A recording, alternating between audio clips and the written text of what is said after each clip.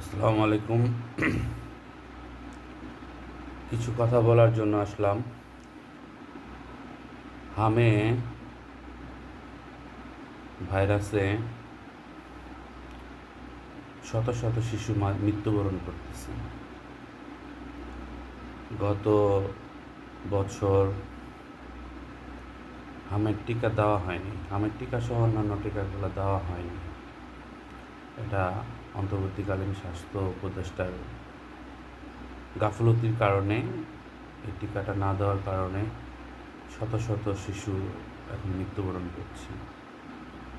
ঠান্ডা মাথায় একটা গণহত্যা, এই হত্যার বিচার কী করবে?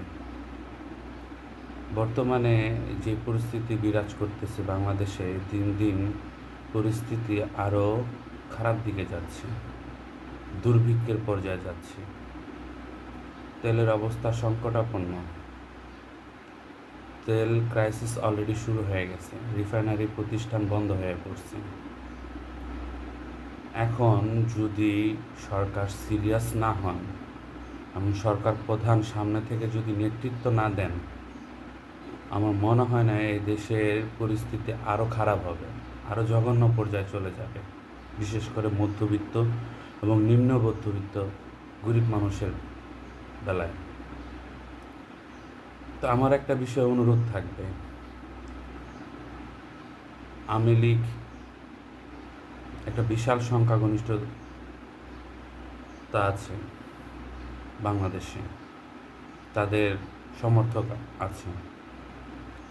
বিএনপি, জামাত, সরকারি দল, বিরোধী দল এবং বিএনপি যেহেতু এখন সরকারে আছেন, তাদের উচিত আওয়ামী লীগকে নিয়ে, জামাতকে নিয়ে এবং আরও অন্যান্য যত সাংগঠনিক রাজনৈতিক দল আছে, দলমত নির্বিশেষে নিয়ে বসে এই বিপদগ্রস্ত সময়গুলা কিভাবে প্রতিহত করা যায় এবং কিভাবে এটা সারভাইভ করা যায় সে বিষয়ে আলাপ আলোচনার মাধ্যমে পদক্ষেপ নেওয়া।